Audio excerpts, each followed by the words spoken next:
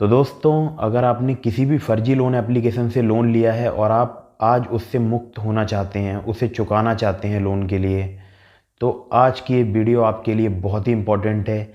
इस वीडियो में मैंने दो टॉपिक कवर किए हैं। एक तो हम फर्जी लोन एप्लीकेशन का लोन कैसे चुकाएं अगर हमारे पास पैसे नहीं हैं तो। दूसरा मैंने टॉपिक इसमें कवर किया है कि दिल्ली में एक युवक 25 साल के युवक ने लोन ऐप से प्रताड़ित होकर जान गंवा दी है। तो वीडियो में बढ़ते हैं आगे एक छोटे से इंट्रो के साथ।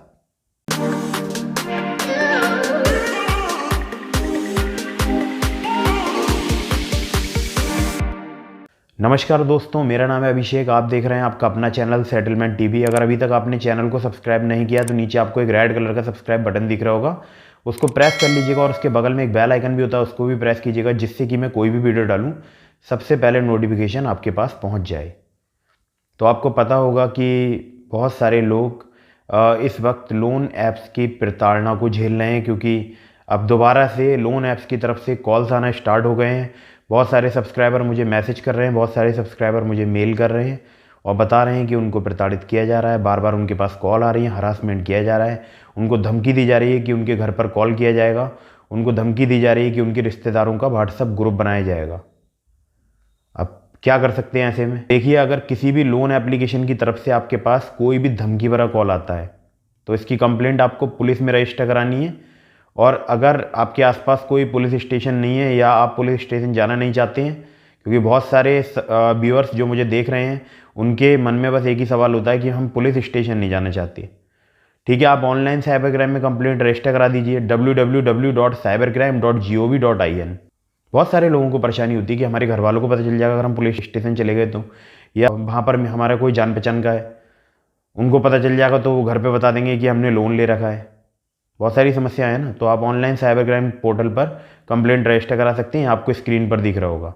तो अब मैं आपको बताता हूँ कि फर्जी लोन ऐप्स का लोन आपको कैसे चुकाना है। ठीक है, तो पहले तो फर्जी और चुकाने वाले कॉन्सेप्ट को अलग अलग कर देते हैं। ठीक है, अगर फर्जी है तो नहीं चुकाना है, और अगर जेन्युइन आरबीआई रजिस्टर्ड किसी बैंक या किसी एनबीएफसी से अप्रूव्ड कोई लोन प्लेटफॉर्म है या कोई डिजिटल लैंडिंग प्लेटफॉर्म है, तब आपको उनका लोन चुकाना होगा। ठीक है, तो अगर फर्जी है तो नहीं चुकाना है, और अगर वो किसी बैंक या एनबीएफसी से रजिस्टर्ड डिजिटल प्लेटफॉर्म है और वो आरबीआई की गाइडलाइंस का पालन करते हैं, तब आपको उनका लोन चुकाना होगा। और अन्यथा फिर आपके खिलाफ, आप जानते हैं, कुछ भी एक्शन हो सकता है। लेकिन मैंने देखा है मैक्सिमम अगर रजिस्टर्ड लोन एप्लीकेशन भी होती है तो बहुत ज़्यादा कार्रवाई नहीं होती, लीगल नोटिस वगैरह आ जाती है, लेकिन मैक्सिमम केसेस में कोर्ट में प्रोसीडिंग्स नहीं होती हैं। ठीक है, सिविल स्कोर जरूर आपका हैम्पर कर दिया जाता है। मान लीजिए आपका 750 सिविल स्कोर है तो उसको कम कर दिया जाएगा, काफ़ी इफेक्ट पड़ता है सिविल स्कोर पे। तो वो किसी दिन और वीडियो में बताऊंगा कि कैसे कैसे सिविल स्कोर पे इफेक्ट पड़ता है। तो आज जो मेन बात है वो है कि हम फर्जी लोन ऐप्स का कर्ज कैसे चुकाएं, कैसे लोन चुकाएं। अब ये वीडियो काफ़ी सारे लोगों को पसंद आएगी, और काफ़ी सारे जो समझ रहे हैं ना फर्जी लोन एप्लीकेशन वाले एजेंट्स हैं वो डिसलाइक भी करके जाएंगे वीडियो के लिए। तो आपको फटाफट से कर देना वीडियो के लिए लाइक कम नहीं होने चाहिए, और वीडियो को शेयर कीजिए। जो भी लोग परेशान हैं उनका आपके पास अगर कोई ग्रुप है तो वहाँ पर शेयर कीजिए, और जहाँ तक आप मेरी आवाज़ को पहुँचा सकते हैं आप पहुँचाइए। तो खैर बताता हूँ कि आपको कैसे पता चलेगा कि कोई लोन एप्लीकेशन रजिस्टर्ड है या नहीं है। तो दोस्तों, सबसे पहले आपको एक काम करना होगा, आपको चेक करना होगा अपना सिविल स्कोर। अब आप सिविल स्कोर कैसे चेक करेंगे, क्योंकि बहुत सारी सिविल स्कोर की शायद पेड भी होते हैं, बहुत सारे सिविल स्कोर जिनका 500 रुपीज़ तक भी चार्ज होता है समथिंग। तो आपको फ्री में सिविल स्कोर चेक करना है, तो आप कैसे करेंगे? तो ऊपर आई बटन पे एक लिंक है, तो यहाँ से आपको सिविल स्कोर पता चल जाएगा कि आपको कैसे चेक करना है। अब मैं आपको बताता हूँ कि आप ये कैसे पता करेंगे कि ये जो लोन एप्लीकेशन है ये फर्जी है या लीगल है या जेन्युइन काम कर रही है, आरबीआई के गाइडलाइंस के अकॉर्डिंग काम कर रही है। तो इसको आपको पता करने के लिए वही जो मैंने आपको बताया कि आप उनसे लोन एग्रीमेंट लेटर की डिमांड कीजिए। ठीक है, उस पर जो पेरेंट कंपनी या जो भी बैंक का नाम लिखा होगा उसको अपने सिविल स्कोर में चेक कीजिए। ठीक है। अगर वो आपके सिविल स्कोर में शो हो रहा है तब तो वो जेन्युइन है और आरबीआई की गाइडलाइंस के अकॉर्डिंग वर्क कर रही है वो लोन एप्लीकेशन। अदरवाइज़ वो प्लेटफॉर्म जो है वो फर्जी भी हो सकता है, हो नहीं सकता है, होगा ही, ये भी मैं आपको बता दूं। अगर आपके सिविल स्कोर में शो नहीं हो रहा है, वो आपको अगर लोन एग्रीमेंट लेटर दे रहे हैं, वहाँ पर उनकी एनबीएफसी या उनकी बैंक का नाम मेंशन है, मतलब उनकी जो भी पेरेंट कंपनी है उसका नाम मेंशन है, और वो जो पेरेंट कंपनी है उसी का नाम आपको सिविल में दिखाई देगा। आपको लोन एप्लीकेशन का नाम हो सकता है सिविल में देखने को ना मिले, लेकिन जो लोन एग्रीमेंट लेटर होता है उसमें जो उनकी एनबीएफसी या जो उनकी बैंक का नाम होता है वो आपको दिखाई देगा, ठीक है, जो आपका सिविल स्कोर है उसमें। तो बहुत सारे लोगों के मन में यही कन्फ्यूज़न होती है कि पता नहीं ये क्या नाम आ रहा है, लेकिन मैंने लोन तो इस वाली ऐप से लिया था। तो ऐप का नाम नहीं शो होता, आपको बता दूं, जो उनकी एनबीएफसी होती है उन्हीं का नाम शो होता है, ठीक है। तो पहले तो आपको यही चेक करना है अपने सिविल स्कोर के अंदर। अब बहुत सारे लोगों का सवाल होता है कि यार हमारे सिविल स्कोर में शो नहीं हो रहा है।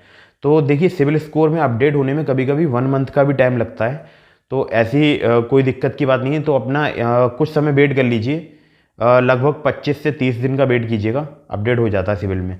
अगर फिर भी अपडेट नहीं है तो आप समझ जाइएगा कि लोन एप्लीकेशन हो सकता है मे बी फर्जी है। लेकिन बहुत सारी लोन एप्लीकेशन जो कि लोन एग्रीमेंट लेटर प्रोवाइड नहीं करा रहे हैं, उनमें से मैक्सिमम लोन एप्लीकेशन फर्जी हैं, लगभग 100% ही मैं बोल सकता हूँ इसके लिए। तो अब जब इतने भारत के अंदर बोल सकता हूँ कि इतने लोग जान गंवा रहे हैं, तो फिर मुझे बोलने में ये बिल्कुल भी ऐतराज़ नहीं है कि जो लोन एग्रीमेंट लेटर प्रोवाइड नहीं करा रही हैं लोन एप्लीकेशन, वो लोन एप्लीकेशन फर्जी हैं, ठीक है।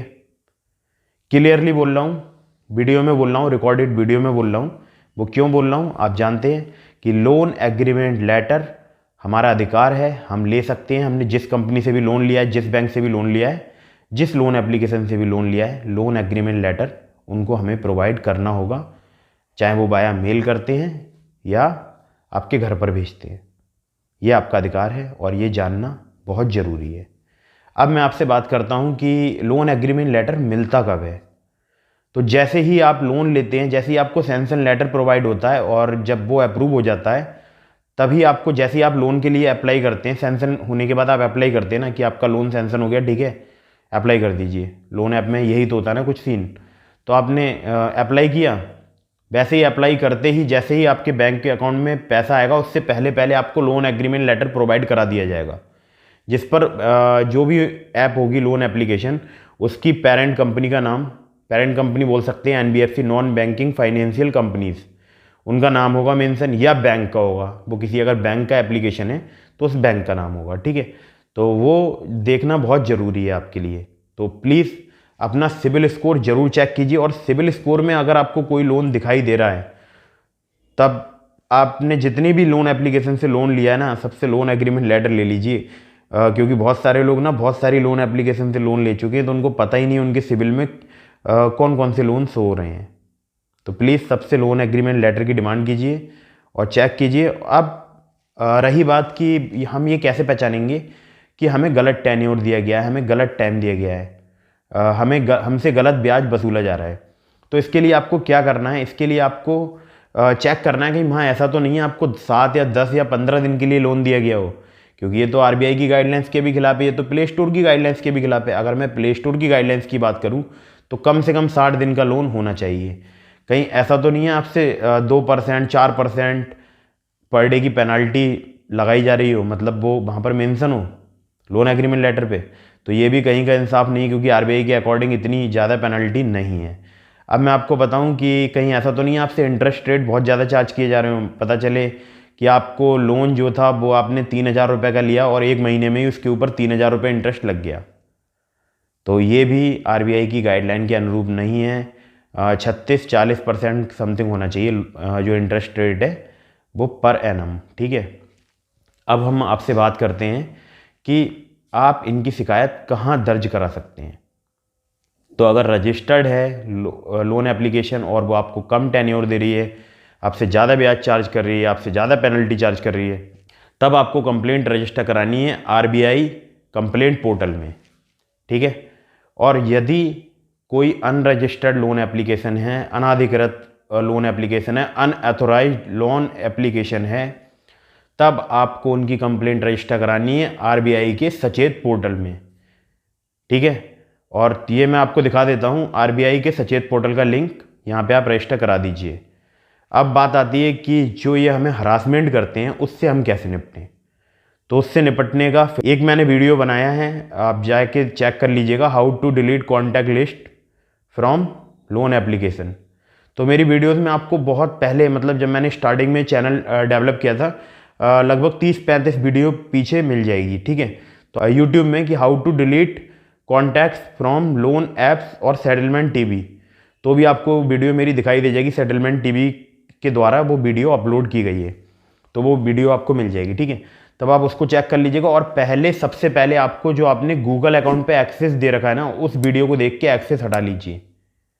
ये मैं आपको बहुत ही ज़रूरी जानकारी दे रहा हूँ। उस वीडियो को देखकर अपने जीमेल से एक्सेस हटा लीजिए, और हो सके तो वो गूगल अकाउंट डिलीट कर दीजिएगा अगर उसमें आपका डेटा नहीं है, या डेटा कहीं और कॉपी कर लीजिएगा उस गूगल अकाउंट से, और उस गूगल अकाउंट को डिलीट ही कर दीजिएगा, ठीक है। और वहाँ से जो कॉन्टैक्ट सेव हैं उसको कहीं और ही सेव कर लीजिए, उसको यूज़ भी मत कीजिएगा। तो क्योंकि ऐसे आपके साथ में फ्रॉड होने का खतरा रहता है, क्योंकि बहुत सारी ऐप को आपने एक्सेस दे रखा होगा और वो आपके गूगल के एक्सेस ले रहे होंगे, तो उनके पास तो अगर कोई ओटीपी आता है मान लीजिए बैंक से, तो वो कभी कभी तो उसमें भी आता है ना, मेल में।